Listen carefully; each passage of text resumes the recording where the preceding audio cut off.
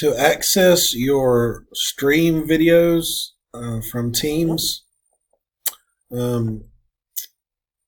if you record a Teams meeting, the video will go to your Microsoft Stream. So to access it, you'll go here. This is my email account. Click on your apps here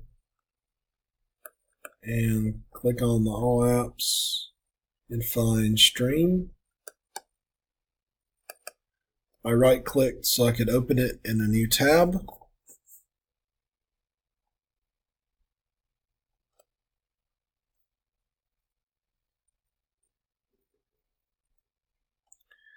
Then you'll go to My Content, Videos, and here are the videos. As a reminder, in order to share a video in your class, with your class after it has been recorded, you'll need to go to the video in this area in your My Content, Videos, and go to the video and click on the pencil to edit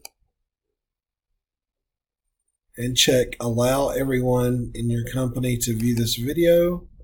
Click Apply, and you'll see that everyone in the company can now see it. If you share it, you can share it by getting this link or by getting the embed code and embedding it on a page in your course.